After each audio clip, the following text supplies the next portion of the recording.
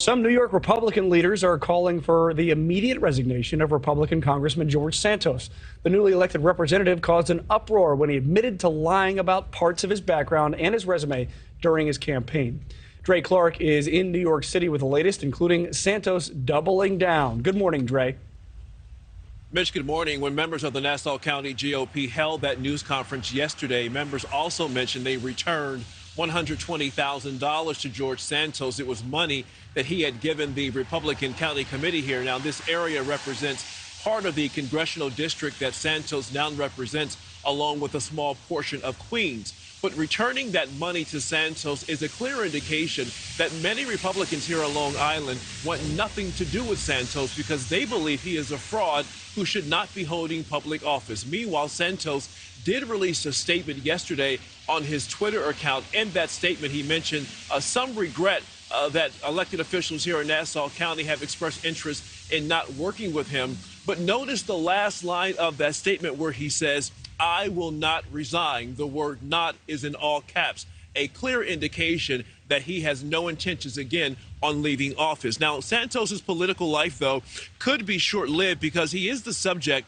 of multiple investigations here in New York, looking into his campaign finances and how he may have used campaign funds for personal use. Santos has already admitted he lied about his educational and professional background, boasting he graduated from two prominent New York colleges and held jobs on Wall Street. He also lied about his grandparents being Holocaust survivors, and we recently learned prosecutors in Brazil, where Santos once lived with his late mother, are reopening a fraud investigation involving Santos allegedly using stolen checks to go on lavish shopping sprees.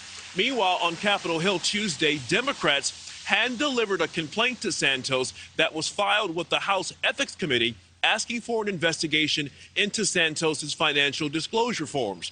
Meanwhile, Republicans on the Hill say they will deal with Santos internally.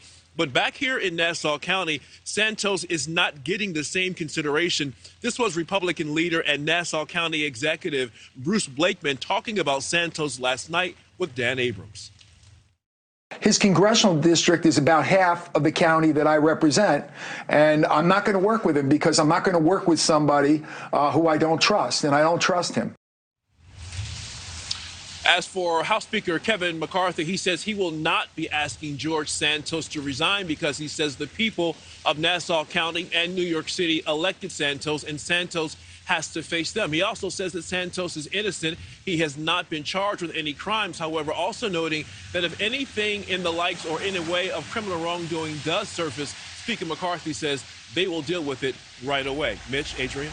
Sounds like we're going to have to wait and see on that one, Dre. Thank you. Thank you for watching. Go to newsnationnow.com to find NewsNation on your television provider. And don't forget to click the red subscribe button below to get more of NewsNation's fact-driven, unbiased coverage.